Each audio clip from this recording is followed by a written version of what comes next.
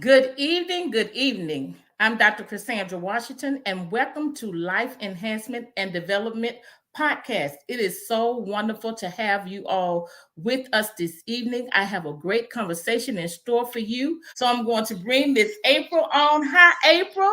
I'm going Hello. to yes, allow you to greet everyone. And I'm so glad that you have agreed to join me this evening. I know that you were very busy, but I appreciate your taking the time out to talk with me on this evening. So we're going to go ahead and jump right into it because I want the people to be able to hear from you and to see who you are and to know who you are. I think you're one of the Delta's best kept secrets.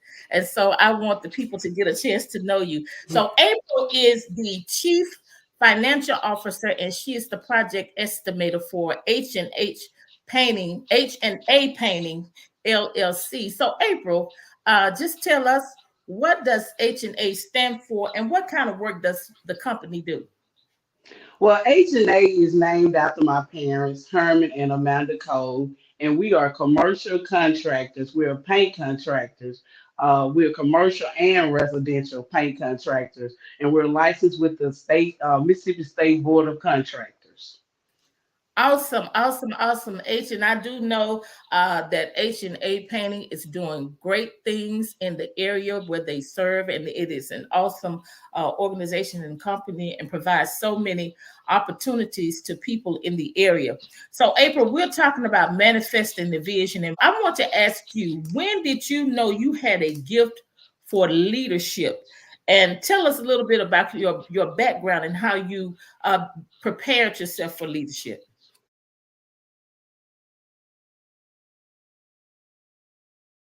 I knew when I graduated high school in 1999, I graduated from Gentry High School. I went to Mississippi Valley State, and then I began to take on my business administration degree. At that time, I was just like every other average kid. I needed money, I had to work. So therefore, I had to go to McDonald's and I had to get a job so that I could have my lunch money and my gas money. When I went to McDonald's, I wanted to capitalize on my time there. I met a lot of great people that was in leadership. I was only 19 years old, and they told me I met a young lady. She said, "April, you don't have to be the cashier. You can be the store manager." And I said, "Well, I want to look into that because I don't want to be the person that someone is telling to do something. I want to be that person that's giving that lead, that's exemplifying that leadership." So at that time, in 6 months, I went through an intensive training program with McDonald's and Hamburger University.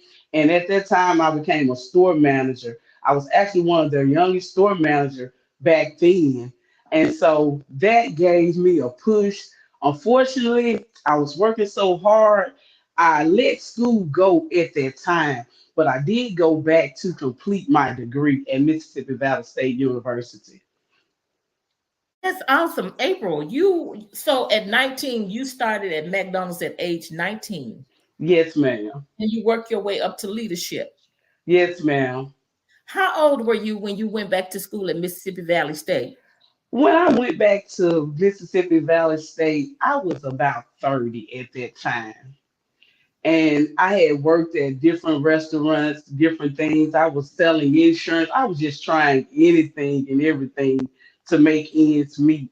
And at that time, I was positioned at when I went back to Mississippi Valley State, I was working at Capricorn's Internet Cafe, which was located right there in Itabena, right across from Mississippi Valley State. So Yeah. every day I was seeing people, they were the patrons that were coming over and they was coming, they was like, "You really need to complete your degree." And so I was surrounded by a lot of people that was pushing education. So at that time I said, "I'm going to do it." And I went back and I did complete my degree. And I also entered the master's field, but I did not complete it. And that's something that I want to do in the future. That's awesome, April. And the reason I wanted you to, to indicate how old you were, because a lot of times when we think that when we don't pursue things right out of high school, or go right into college or whatever, that it can't happen and it's over, but it's not over. 30 No. is not old, but 30 is not 20. So it took some motivation. It took some grit to be able to say, hey, I'm going to do this. And it's good that you had the encouragement around you to push forward, to move forward, to excel and to do more. And I just think that's awesome. So as the chief financial officer and program estimator at H&A Painting, what are some of your responsibilities and duties?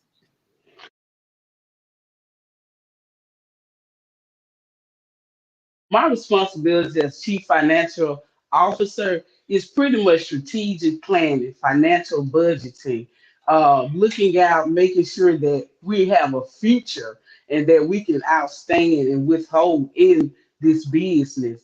One thing I do as a a project estimator. I'm the first person to see the bids. I'm looking at the projects. I'm the one who's just relaying the information to our superintendents and to the CEO. I have to go in, I have to prepare a takeoff. I have to know everything that we're going to need on this future project that we're trying to get. So therefore, I'm reading plans and I'm doing a lot of math actually because I'm looking at square footage of walls, square footage of floors, whatever scope of work that we do, I have to go in and take that off and I hand that over to my father. And then we go into an intensive bidding process. We're trying to be that lowest bidder and trying to make sure that we can do these jobs and still, not go under. Because what I'm hearing you saying, what that says to me, that you have to have a diverse skills that Yes, spread over, different industries and different genres, different types of businesses. Because not only do you have to have the skill in math, you also have to have the skill to negotiate. yes. You have to have the ability to negotiate, to be able to, and at the same time look out for your best interest, but also the best interest of the client that you're trying to gain and to bring on, to be able to serve. And I may have been the one who said program, but you are a Project, yes, project project estimator, yes. project estimator. So that requires you to have several skills, different types of skills, and that is wonderful, because then that allows you to be able to do several things, many things. So when when I think about that, when did you realize that you had to go beyond just the business? Because you said you majored in business at Mississippi Valley State, but being a project estimator, that requires more than just business knowledge, what they teach you in getting a business degree. So that means you also had to go and get some kind of knowledge in architectural designing, and to be able to do that kind of work. So when did you know you had to go beyond just the business skills and the business degree? And how did you overcome that, maybe that feeling that I got to come out of my comfort zone? Now I have to learn something that I don't know. How did you move into that? How did you motivate yourself? Well, it was about 4 years ago. We were looking for a project estimator. We need an in-house project estimator. We were outsourcing that, but it becoming very expensive to do that. And then we couldn't bid on as many projects that we wanted to. So my father, he had opened up the conversation. He asked my brother, he asked some more family members, and then no one wanted to do it. And here's April trying to save the day. And I said, I'll give it a try. So I went to MDCC.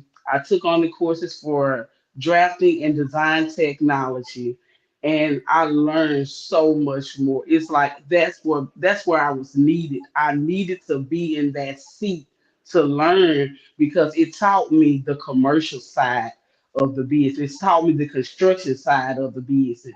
I always knew the business side, but I was never familiar with the construction side. So that gave me that opportunity. And I was around great people again. God always positioned me to be around people that I was able to learn from. And so I was around great people And when I left there, the day after I did my first job. I did the takeoff for my first job by myself.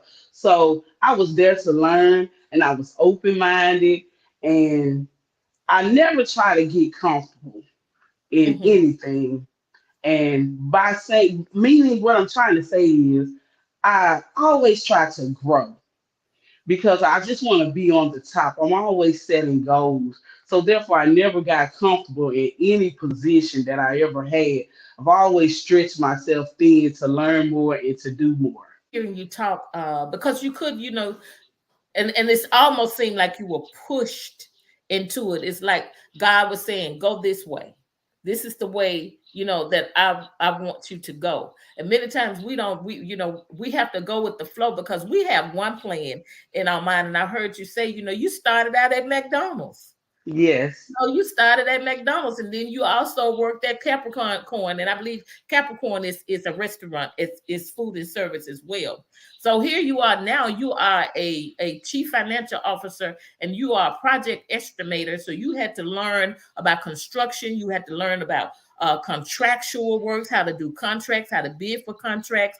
And it just took you, God is just expanding your abilities and your skills. So you were working, you were working in food services, and then you came and start helping your family. So why did you decide to just fully jump into the family business and take on this leadership role?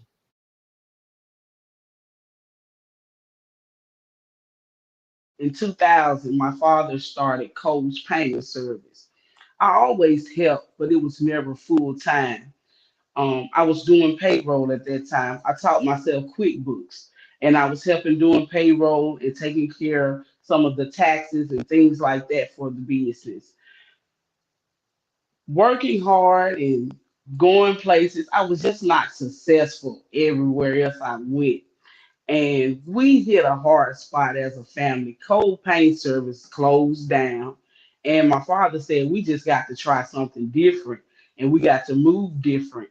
And he just began to give us that vision, show us that vision, and he spoke the vision. And he said, "God just have great things for us, but you got to think different, April." And I was trying to do so much more that I just had to focus on H&A painting in 2015, everything was going bad. It was a bad year.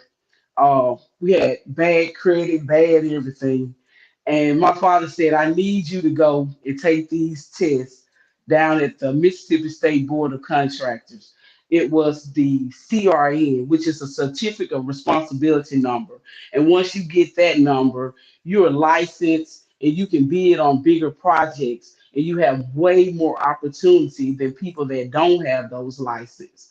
So at that time, my father and my parents, they invested in me. They encouraged me. It's something that I didn't want to do because I didn't want to be right up under them and around them working. I wanted to work elsewhere and be around other people. But then I found out that I needed to do this for my family. I had to go take that test. I took the test. I took it several times. I failed. At that time, I had to teach myself the commercial side of painting. I knew the business side. The test requires you to have a business exam and you have to have the skill exam. Fortunately, after my third time, we passed and we were so excited. And I was excited. And then everything changed. 2017 contracts began to roll in. The workers began, my brothers, excuse me, they came back home. My younger brother, he was still in high school. He worked for the company.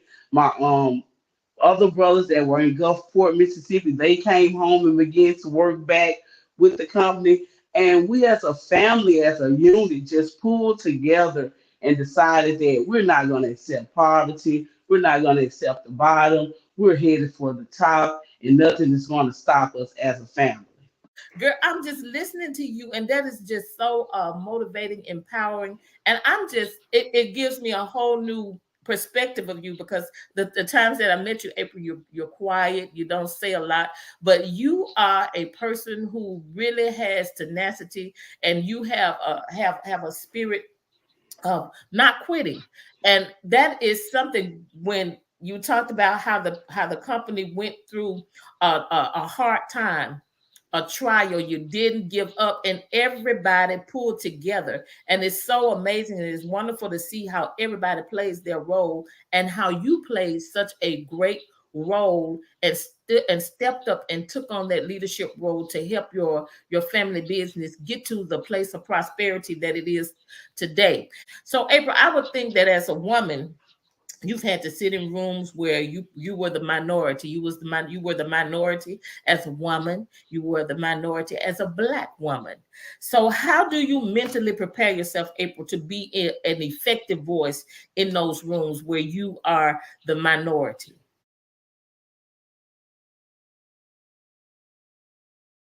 In the construction business, you have to go to construction meetings. Those meetings consist of architects and big general contractors. A lot of those people are not, should I say, they're the majority. They're not the minority. I was the only woman in the room. It was plenty times I went to meetings and I would call my father and I would say, I don't belong here. I don't think this is for me. And he would tell me, he would encourage me. He said, April, you're sitting in the room with millionaires. You belong there. He said, you got to change your mindset. You got to change how you view yourself. You need to build your confidence up. And from that day forth, I would go in those meetings. At first, I would be afraid to network. I would be afraid to pass out business cards because I just didn't feel like I belonged. And from that time, after having that conversation with my father, I went in, I held my head up, I became knowledgeable of the conversations, and I was able to converse with those architects and those large general contractors. I love it, April, and I like you that you said something so key: confidence. When you activated your confidence, you pushed through.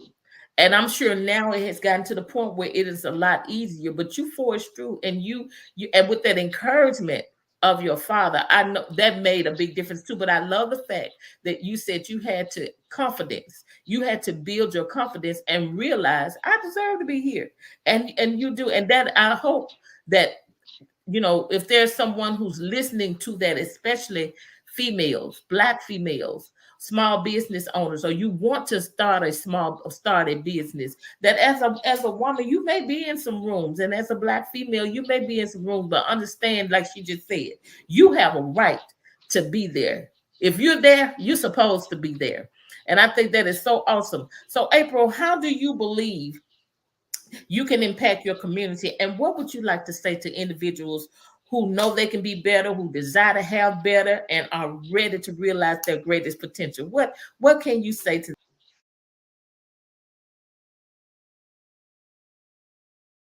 Don't be afraid to learn.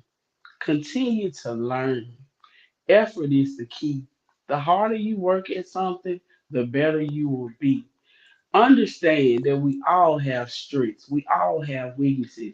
You want to capitalize on your strengths, you want to increase your weaknesses. What I mean by increase them, you want to know that you can overcome those weaknesses. They can disappear. And another thing I want people to know is once you work hard, you're going to get results. Things might not come overnight. Don't give up. Keep going and know that God has a plan for your future. I love it. That's right. Keep going. Don't quit. Continue to do. I want y'all to hear those key things she's throwing out. Keep going. Keep moving. Don't quit. And it's a mind thing as well. So I love what you're saying, and I hope that you all are getting this. And I want to encourage you all, because see, she's giving out good information. Not only to me, it all starts in the mind, April. To me, it starts in the mind, and you're giving a lot of things to help build a person in their mind for this leadership, for entrepreneurship, because that's where it starts. And you have to exercise it. And I want people to know that we need to stand with each other and we need to stand together and we'll have more. We'll have a community of business owners. And one person failed, the next person will be able to pick them up. And again, thank you for this great opportunity. Awesome, awesome. I am so excited about you, April. I really am. I love who you are and I love what you're doing. And all right, you guys. Well, thank you for joining us. And we will see you all next Thursday and on Saturday morning. Good night. Good night. Don't